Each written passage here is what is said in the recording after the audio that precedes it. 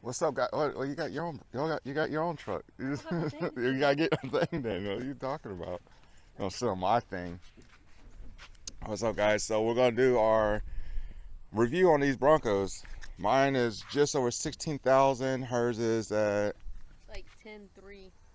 So we're gonna give you our opinions, some of the things that um, each of us are looking to do with our Broncos. Some of the things I've learned while owning this thing.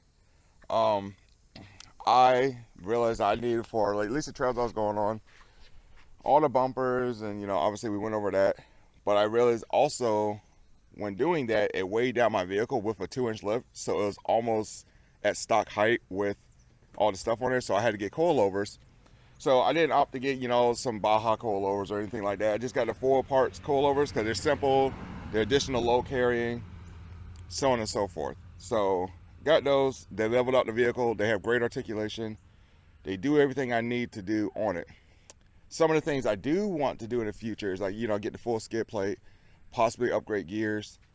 Just because it's mainly because I just want front lockers. I don't necessarily want larger gears. I just want the option of a front locker, but no one makes a front locker kit for Broncos or unless it's just a 470 gear. So you have to upgrade your gear train to get that. The only thing I think that this particular one needs is a little bit better power.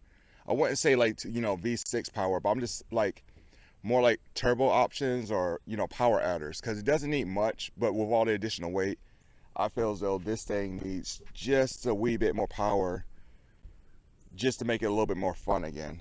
But overall, vehicle is great. I haven't had no real issues. I did have my front drive shaft get torched from the exhaust apparently, so the boot went out.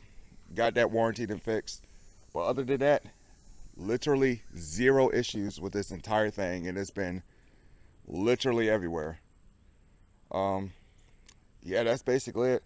Plan on doing more trips. We're trying to get to the point where we'll get like towards the other half of the country. It's just planning. We got kids and everything, so we're trying to get to more different areas to do quite a bit more things with these things, especially when hers get built up. Then we can travel in pairs and we can be more successful in pairs versus having one vehicle equipped and the other one not equipped. So hers is on a Don't underestimate. I don't underestimate, but it's just easier. So it's like if I get in a situation, you can help me out, or let's say we see someone else get in a situation, 2 vehicles can easily recover 1 vehicle versus 1 vehicle trying to do all the work. Mine's faster. Hers is faster because it's lighter. Mine's faster before that. And it was faster just because it's lighter. Don't believe the hype. Mine was faster before you put the The lies of this person. You should never follow them. So whatever they say on this microphone, just omit it. You didn't? No. So here's the thing. Okay. I'm gonna get a bumper. I'm gonna get some shocks. I'm gonna get some step rails. Yeah. A decent loadout. I have quite a bit of stuff in the trunk, but yeah, actually He has all the stuff in the trunk. I don't have this stuff in the trunk. Don't listen to her. Also, want to know what you guys would like to see more of. So we're kind of new to this. You guys are catching us at the very beginning. What would you like to see more of? Don't listen to that suggestive tone. I'm not taking my shirt off. I'll show a belly button. But typically with the off-road things, like we're trying to build something that you guys actually want to see. So if you want to see more of install type videos, or do you want to see more terrain or us going off-road, we got a mixture of everything. So we see someone else doing off-road stuff that actually looks good, like that one guy that was doing front side of Daniel backwards, interestingly enough. If you want to see more stuff like that, we can get out to the areas to go do that. Or do you want to see more of the Broncos doing some things? I mean, essentially anything, especially if it's like install, like, or how to do certain things on the vehicle, because essentially we pretty much know how to do it. We've been through quite a bit of stuff. So yeah, these things are actually they're really simple vehicles. Consider how new they are. The only thing that's complicated on the vehicle is literally just, I think the soft top is probably the most complicated contraption on this thing. Well, yeah, just the windows. People learning how to take the windows on and off without Yeah. breaking them. Yeah, I think that's probably about it. But everything is so easily accessible. It's kind of alarming. You start pulling off your front bumper, your stock bumper, you're like, oh, only 6 bolts holding it on. Yep, that's it. And then two, the connectors are easily accessible. You don't have to pull off no crazy fenders or anything like that. Everything is designed to be modular, which is I think one of the biggest perks about this. This is what's gonna make it better than a Jeep in a sense, because everything is so modular. You just minimum tools, take something off and put it on.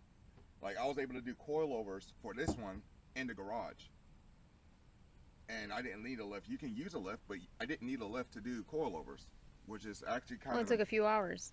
took a few hours, but it's gonna take a few hours regardless. I mean, but yeah, essentially. I might have taken like an hour, maybe 2 hours longer doing it in the garage, but I was able to do it myself with what, like 10 tools? Not even that. It doesn't even take that many tools to take it out. It's like a couple sockets and a little bit of time, and you'll get the whole thing out.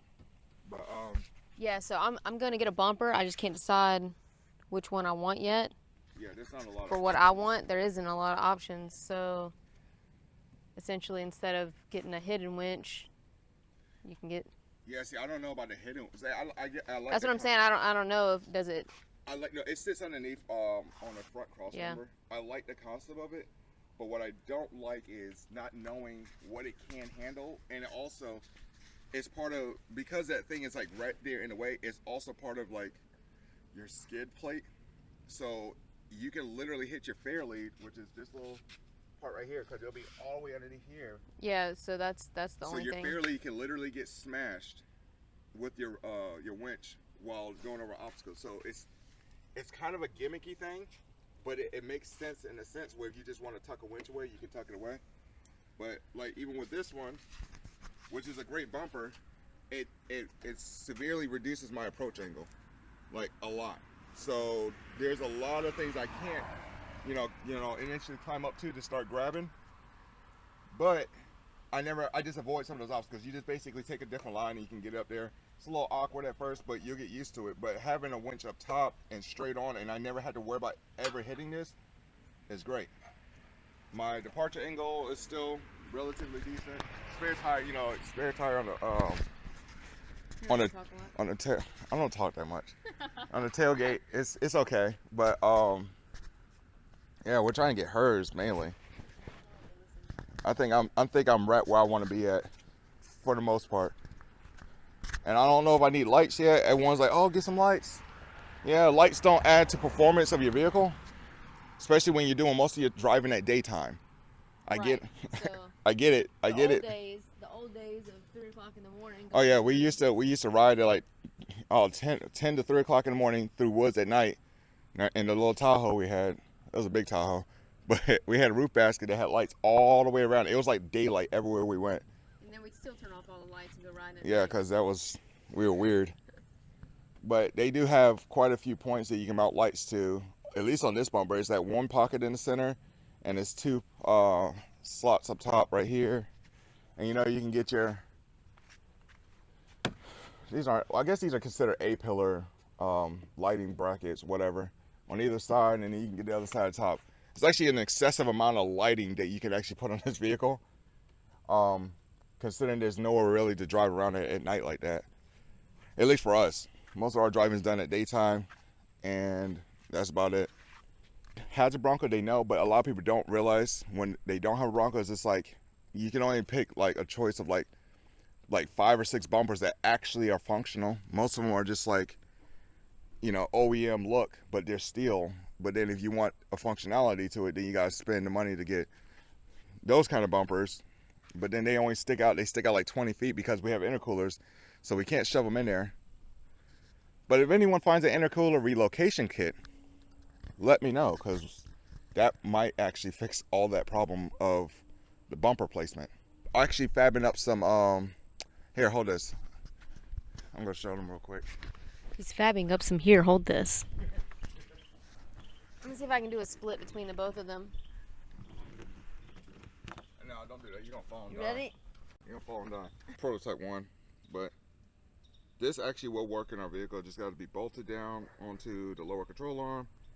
I gotta adjust this pin. Some pin gotta go in there. I gotta get a new pin for this to go through here.